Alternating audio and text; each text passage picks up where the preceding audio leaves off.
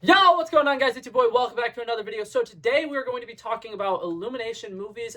Recently in a video I got a little bit of heat because I said that Illumination has never made any good movies, and I decided to go through, look at all the Illumination movies and kind of rate them accordingly because I do think that they have a couple of movies that are good, but for the most part they have 13 films and I'm not a huge fan of the majority of them. And I just wanted to kind of come on here and make a video talking about each of them and ranking them. So, without any further ado, let's dive right into this. Alrighty, and now coming in dead last place, we have the movie The Minions. This one is the biggest, like, oh my god, we have the big name IP, we gotta make a movie for it. The Minions movie has very little plot that I think works relatively well. I mean, there's a character named Scarlet Overkill who the Minions are like, oh my god, this person's really cool, and they basically just follow her around, and it's literally just the Minions being incredibly stupid the entire movie. I think that the Minions are a very workable side character. Like, I think that they can potentially enhance movies, but I don't think that they can make an entire movie themselves. I think that the idea of making these characters who speak gibberish and don't really have anything meaningful or important to say and making them the face of an entire movie was not a great idea. And I think that a lot of the stuff in this movie just doesn't work very well. I think for the comedy it works fantastically, but overall it just feels like a compilation of here's just a bunch of funny minion stuff instead of a coherent story or anything like that.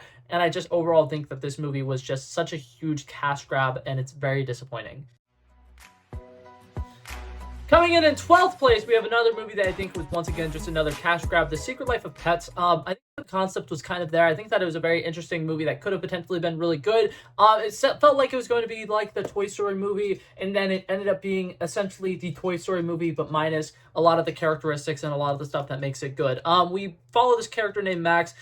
There's his owner gets a new dog, and then basically they go on kind of an adventure, and it's really weird because it feels like it has potential to be a relatively good movie. It feels like it has concepts in here that would work relatively well, but it's just overall tonally really weird. It's a funny movie. There's a lot of weird things like Kevin Hart playing a bunny rabbit that is a part of a gang is really weird in this. The fact that the dogs get impounded or whatever. The fact that the owner is supposed to be like their Andy, but we know nothing about the owner is kind of weird as well. And overall, it just feels like they basically stole Toy Story, derived it of all the characters and all the things that really work about Toy Story, and then just made it a comedy, and I don't think that this movie worked well at all. Coming in at number 11, we have one of the most unique Illumination movies. It's called Hop. This one is not as popularly well known. A lot of people probably won't even know, oh my god, this is an Illumination movie, or that it exists. This was a movie that came out a couple of years after, or the year after, I can't remember, but it came out shortly after Despicable Me, and it was an Illumination movie that's mostly live action, which I think is part of the reason why people don't know it's Illumination. And it follows James Marsden's character, who is somebody who's a part of a rich family, lives with their parents, don't really have a job, and then he basically gets this gig house sitting at some mansion, and then meanwhile we have this character who is the son of the Easter Bunny who grows up and decides he wants to join a boy band and doesn't really want to be, the future Easter Bunny. And he gets kicked out of the house. He goes, runs into James Marsden's character, and then it's just a whole lot of secondhand embarrassment, a lot of weird musical numbers, a lot of weird comedic scenes that don't work very timingly, and then stuff with like this chicken who decides she wants to be the Easter Bunny, which is like such a weird villain that in my opinion doesn't work for the movie. And overall, it doesn't feel like it's supposed to be an Easter movie. It feels like they had everything set up for a relatively decent Christmas movie, and then they were like, crap, there's a lot of Christmas movies, let's make this an Easter movie. So a lot of the lore with the Easter Bunny and the fact that he is a workshop, the fact that he is a sleigh, the fact that he is this and that, just feels so much like Christmas, but they just kind of like painted Easter over it. It was really weird. Coming in and starting off our top 10, we've got The Secret Life of Pets 2. Personally, I think that this movie was a step in the right direction. They had a better idea of what the first movie, in my opinion, should have been, and we're following the stories of a couple different groups of pets and what they do in their free time. There's a couple of moments where the animation is really cool. Like, I think that the stuff with the superheroes, pets who are like, they're heroes and they do this thing, and everything with that side plot doesn't really work for me, but I like the fact that sometimes they'll switch into 2D animation for a short period of time to show this cool heroic sequence and stuff like that. And overall, the way that these stories all come together at the end works, at least a little bit, and I think that it has some very funny moments. It's just overall a relatively forgettable film because you're focusing on three different stories that don't really have anything in common until the very end, and then even at the end, it doesn't really feel that like conclusive. But yeah, it's not a bad movie. It's just very forgettable. Coming in at number 9, we have Despicable Me 3. I think that this had potential. I think that the villain is an incredibly cool concept, and especially in a day and age where like everybody loves the 80s, and we keep going back to the 80s, and so many shows and movies, they keep wanting to bring back the 80s culture. So having a villain who's kind of like from the 80s, plays 80s music, uses cool gimmicks from the 80s as his like weaponry and his spy gears and stuff like that, is a really interesting and cool villain, and I like the stuff that they're doing with that, but sadly, I don't think any of the other parts of the movie work well at all. I think that Gru meeting his brother and having those little side plots don't work really well. All the stuff with the little kids getting a unicorn and trying to find a unicorn is weird, and the minions, like, get arrested in this movie, and that's has nothing to do with the movie at all, and it is incredibly weird. This entire movie feels like it could have been 45 minutes, but they added in a bunch of weird subplots that don't work really well and end up going nowhere. So, of the Despicable Me movies, this is by far my least favorite. Coming in 8th place, we have Illumination's Dr. Seuss's The Grinch. Wow. I don't know. I don't like the way that I said that. But anyways, we have the Grinch movie that the Illumination people made. And overall, I think that it's an okay movie. I think that it's basically, hey, here's Despicable Me, but make it, what's it called, Christmas movie. The Grinch does a bunch of fun shenanigans. He kind of goes around and messes with the city that he lives in. But I think my main problem with it is the original Grinch movie, he's very miserable. He's very negative. He kind of gets treated like crap by a lot of the townspeople, and we don't see that as much in this movie. You just see him being evil for the sake of being evil, and he seems to be having a genuine good time ruining Christmas for people, and it kind of bothers me because in the original movie and in the original stories, when the Grinch kind of has his like change of heart and he goes and he returns Christmas and, you know, saves Christmas for people, and they have that sequence where, you know, his heart grows like 5 times in size or whatever, it's a very meaningful and impactful moment. But in this, because he wasn't as miserable and he wasn't terrible the entire movie, whenever that switch happened, it didn't feel earned and it didn't really have any emotional weight to it. Coming in 7th place, we have Despicable Me 2. Personally, I really love this movie, and I think it is incredibly underrated. I think that this movie is just a crap ton of fun. I don't think that by any means it is a better story than any of the other Despicable Me movies, and I don't think by any means it is like one of the best animated movies of all time, but it is a fun movie to rewatch. I think that everything with the villain being El Macho and everybody thinks he died because he dove into a volcano or whatever, and him doing the secret crime at the beginning of the movie is pretty cool. I think that the stuff with Lucy is fantastic in this, with Gru kind of having a love interest and balancing, you know, potentially having, you know, a new mother figure for his kids and balancing his love life with his children and stuff like that works relatively well with me. I think that the minions feel still pretty unnecessary in this, but the fact that they get stolen and turned evil, I guess, is something that happens in the movie. Overall, I think that it's just a fun movie. The plot isn't fantastic, the storytelling isn't fantastic, the dialogue isn't fantastic, but you will get some good laughs in this movie. Coming in 6th place, and in my opinion, this is where the Illumination movies start getting actually pretty good. I don't think it's a fantastic movie by any means, but Minions: The Rise of Gru. This movie I went and saw in theaters. Sadly, I did not go see it in a tuxedo. That was my like favorite trend. The year that this movie came out, and everybody on the internet was like, "We're gonna go see this movie in a tuxedo for whatever reason."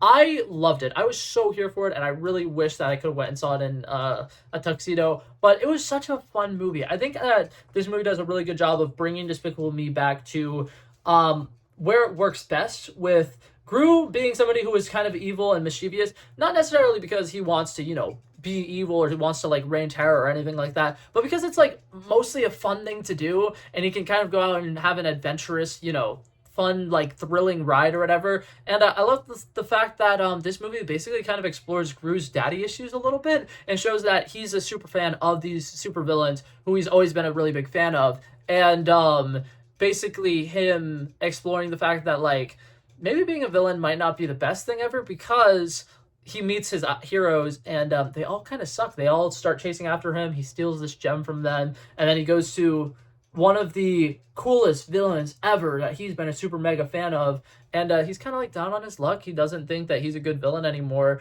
and Gru basically gets to team up with his hero and do cool villain shit, and I liked it. I thought it was fun.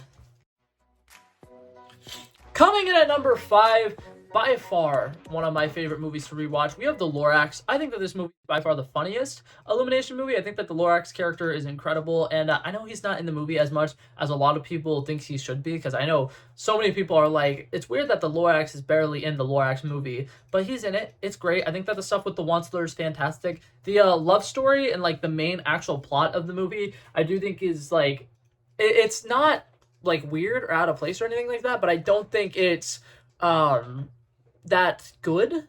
So whenever we're seeing all the flashbacks and stuff like that, and the Onceler doing his little like story times and stuff like that, and then it gets interrupted with, oh, the main character needs to go back home or whatever for a short period of time. It does feel a little weird, and I do think that because of it, the pacing of this movie's off. But I think it's a really funny movie. Songs like "How Bad Can I Be" is great. The "Let It Grow" song at the end of the movie is great, and overall, I think that it does a good job of showing, the dangers of capitalism and making a bunch of industry stuff and like completely destroying society and stuff like that, and like destroying the earth and stuff like that. I don't know, I think that it does a really good job showing the dangers of that, and I think that it works enough. Alrighty, and coming in fourth place, we have the Super Mario movie. Personally, I think that this movie is just a whole lot of fun. I think that it does a really good job of bringing to life these characters who a lot of us have followed and grown up with for the last 25 years. I think that Mario and Luigi are both a whole lot of fun in this. Their brotherhood is interesting. And I think that Bowser is an incredible villain in this. And the fact that they very heavily go into stuff that is kind of like teased in the games. I don't know how often in the games they go over the fact that Bowser is really just in love with Princess Peach. But it is something that happens a lot in either the cartoons and the games and stuff like that, where Bowser's like, he loves Peach, and they went so like over the top with Jack Black's character being in love with Princess Peach, and I love it. I think it's hilarious. I think it's fantastic. The fact that they're able to show us, a bunch of references from all of the different video games that you've played with Mario. It's fantastic. I know growing up as somebody who played all the Wii games and played all the DS games and stuff like that, it definitely felt like a fun trip down memory lane, and I do think it's an incredibly fun movie. Some of my few flaws with it, the sequence where they are fixing the, what's it called, plumbing at the beginning of the movie, and then there's that dog that just like is really cartoonishly over the top trying to attack them and go at them. That just feels like such an Illumination scene. And other than that, it feels so much like just a die-hard Nintendo movie about the character, and then there's just scenes like that that just take me out of it a little bit. But overall, I think it's a great movie. Coming in third place, we have the original Despicable Me movie. I think that this movie is incredibly iconic. I think that everything with Gru in this is fantastic. I love the whole character aspect of this guy adopting kids for the wrong reason, but then realizing that he's actually, meant to be a dad, and he becomes a really good dad. And I really love almost everything about this movie. I think that the minions in this movie work perfectly, and they serve their point incredibly well. I think that Dr. Nefario is fun in this movie. Vector is such an iconic and epic villain, and I don't know anything about the Despicable Me 4 movie, and I don't know when they're going to start releasing trailers or information about it, but if Vector could return, that might be one of the few things that would actually get me in the theaters to go see that movie. I think that this first movie does such an interesting job with world building. The sequence where he goes into the bank and then he goes into the bathroom or whatever, does whatever, and then he's actually at the super evil villain's bank is actually really cool. Like, I think that there's some fun, like, spy espionage type things that happen in this movie that I really wish we got a little bit more of and that we got to explore. But overall, it's an incredibly fun movie. For a lot of us, it's going to be a very nostalgic movie, and it's always a fun rewatch. But now for our final two, in my opinion, these two are kind of interchangeable, but I think that the Sing movies are by far the best Illumination movies. I have Sing 2 in the second place spot, and honestly, like I said, these kind of go back and forth with me because I think that these Sing movies are both incredibly fun movies. I think that the concept of the showman Buster Moon wanting to create an incredible show and show that, he has what it takes to be a great showman, and I think that it's just like fun seeing these characters who have very different character archetypes get together and create this show. And I love the whole like concept of you seeing behind the scenes of an entire show, and like it's slowly building up, slowly building up, slowly building up, and then the third act you get to just experience the show and watch the show. And because these movies are always so chaotic, and there's stuff like Buster Moon literally being like threatened to be killed by this tiger, it's so fun watching it all come together and watching the chaos ensue as the final show goes on. In this movie, we have stuff like Johnny kind of getting a love interest a little bit, Mia getting a love interest, Johnny's entire final sequence where he's, you know, dancing and doing this little dance battle against his dance choreographer, who's just been a total dick to him the entire movie, and him overcoming that is fantastic. I absolutely love stuff like that. The entire stuff with Ash getting this old musician to come out of retirement to play one last time is so fantastic, and then the music in this one is so incredible. I love everything that they do with the Sing movies, and I will say, when I found out these were Illumination, I immediately was like, crap, I need to go apologize for saying Illumination's never made good movies, because I love Sing 2. And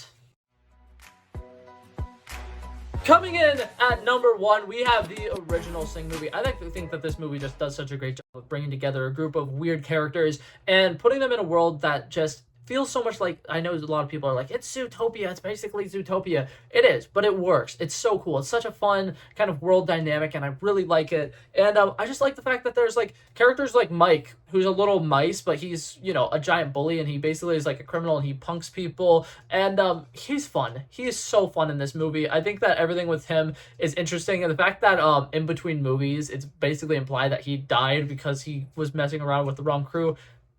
So much fun. Like, that is just hilarious. The stuff with Johnny being stuck in kind of a family of criminals who he doesn't want to be a criminal. He really just wants to be a singer. He wants to do his own thing. But him kind of having to follow in his dad's footsteps and kind of feeling this over, you know, pressure to do what he needs to do. And then by the end of the movie, he learns to play piano and he sings I'm Still Standing, which is like one of the best power ballads ever. That song is so well done. Taron Egerton's performance in that is fantastic, and I absolutely love everything about that sequence, and that's fun. We have the story of a mother who is always kind of feeling trapped in life and, you know, learns to let herself go a little bit and have more fun, because she's always just, you got to do everything by routine, everything has a set schedule, and she's so like organized and has her life together, and then she gets paired up with this guy who's more outgoing and loves dancing and stuff like that, and she learns to, you know, start dancing a little bit more, which I think is fun. We have the story of Mia the giant elephant, who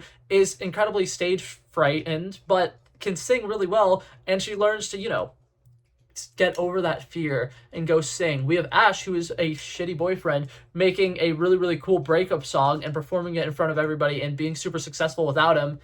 Fantastic. I love everything about the original Sing movie, and I don't understand how some people hate it. But yeah, that being said, that was it for this video, guys. Thank you guys so much for coming by and checking it out. I love and appreciate you guys so much for watching. If you liked it, feel free to like and subscribe, and I will hopefully see you guys in the next one. Peace out. Bow, bow, bow. He wanted me to trouble first, I did this. We planned a day, then we did this. Wanna be in love with the girls with the kisses. Don't give a damn, I'll rid this. I like this when I run the distance. I run the 5K, you go ballistics. I wanna live within the business. Buy more than what's on the clearances. You're getting big because I know you're a physicist. I wanna deny this shit, I'm unlimited.